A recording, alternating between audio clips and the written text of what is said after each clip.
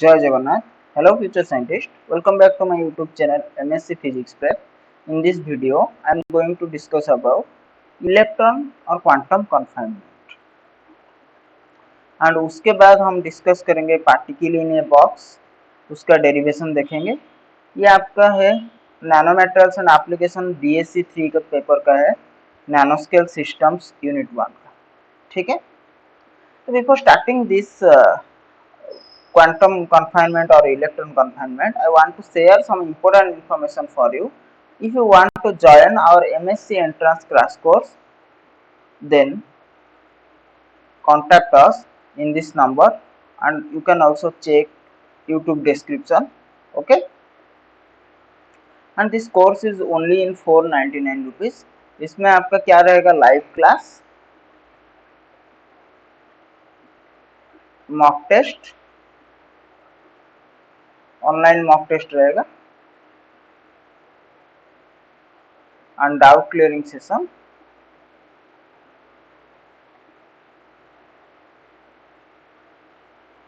Okay, you can join. If you want to join, you can join by contact us in this number.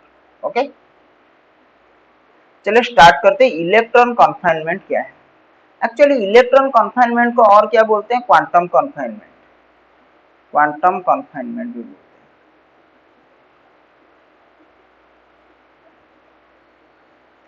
ये जो electron confinement और quantum confinement है, ये एक process है जो नैनो पार्टिकल्स के केस में होता है, नैनो पार्टिकल्स के अंदर ही होता है। तो इलेक्ट्रॉन कन्फाइनमेंट और quantum confinement, quantum confinement is another process that occurs in nanoparticles.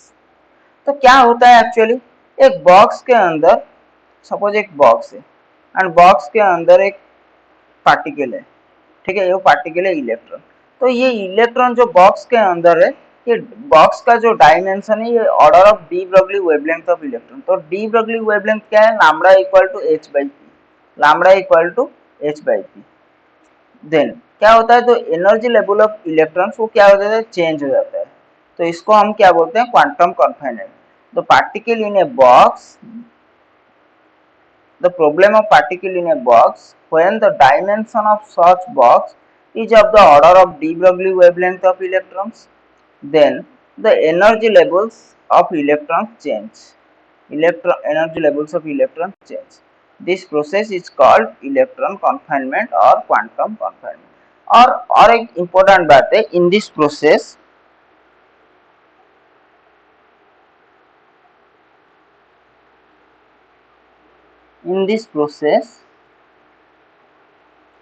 the properties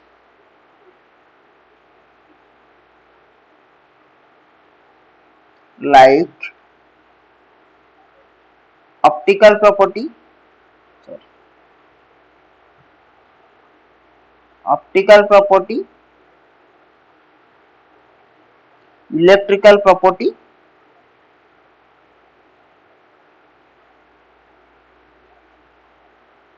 electrical property, magnetic property,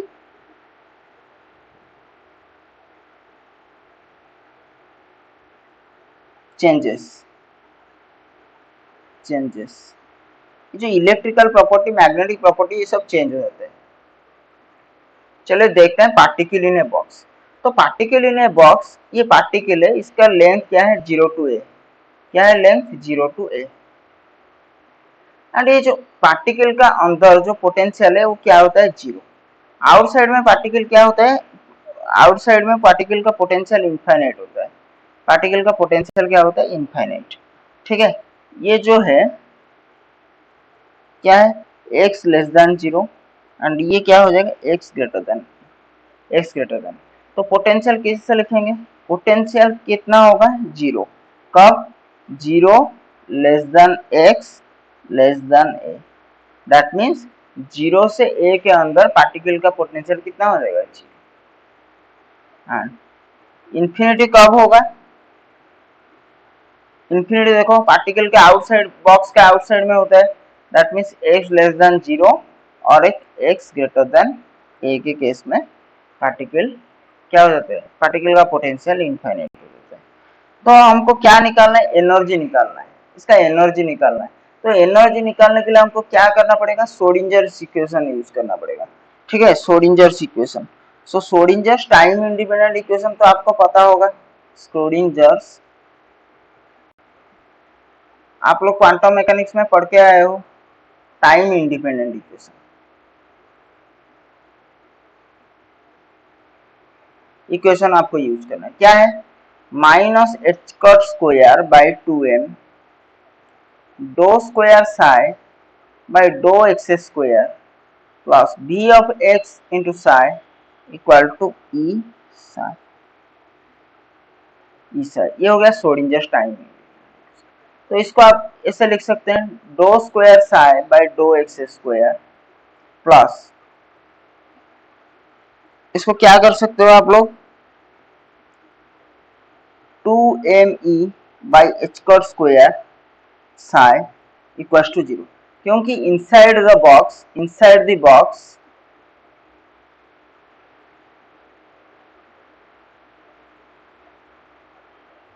v equals to 0, inside the box v equals to 0।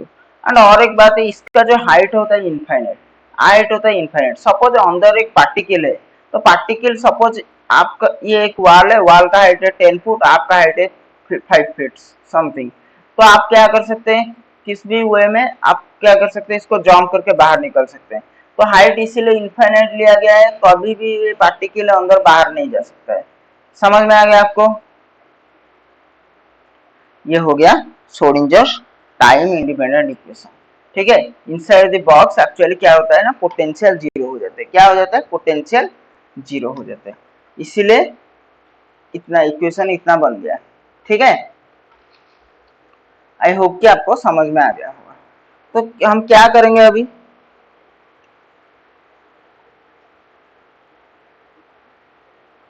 And tension मत लीजिए, इसका notes आपको telegram channel में मिल जाएगा, and telegram channel का link description में है।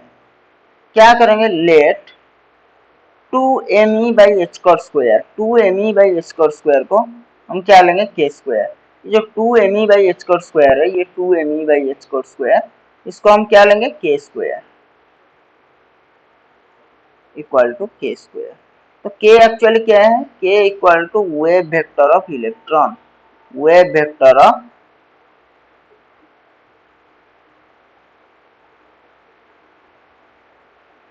इलेक्ट्रॉन। तो अभी श्रोडिंगर इक्वेशन को हम कैसे लिख सकते हैं, इसको ले लो इक्वेशन 1, ये जो इक्वेशन को आप क्या ले लो, इक्वेशन 1। तो ये इक्वेशन को आप कैसे लिख सकते हैं, देखो, डो square psi by dough x square, 2me by h cut k square की जगह के स्क्वायर डाल दो, के square psi equals to 0, k square psi equals to 0, equation 3, equation 3। इसको इक्वेशन 2 ले लो, इसको इक्वेशन 1 ले लो, ये हो गया इक्वेशन 3। अभी देखो, 2me by h cut square equal to कितना है, k square, 2me by h cut square equal to k square. तो ई इक्वल टू कैसे लिख सकते हैं, h cut square by k square by 2m। E equal to कितना हो जाएगा, h cut square k square by 2m।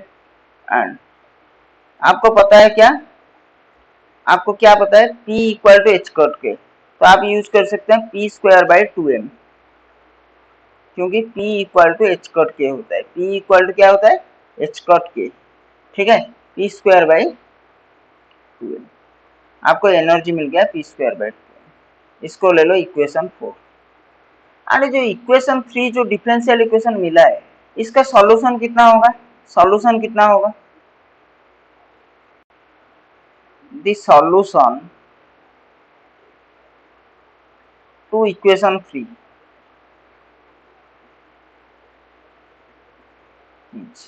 कितना होगा, psi equal to A sine k x plus B cos k x, B cos k x, ये हो जाएगा equation. तो अभी क्या करेंगे, हम बाउंड्री कंडीशन अप्लाई करेंगे, अप्लाई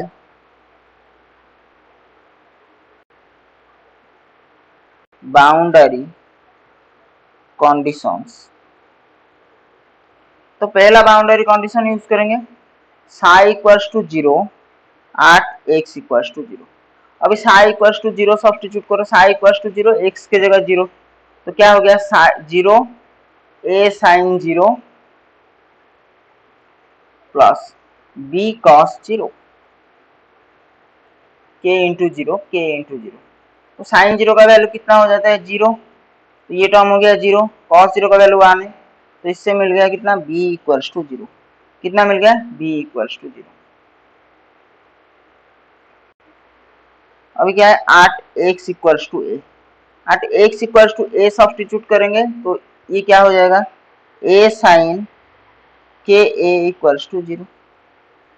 ठीक है, तो k इक्वल्स टू कितना हो जाएगा n pi, k equal to कितना हो जाएगा n pi, then k equal to कितना होगा n pi by a, n pi by.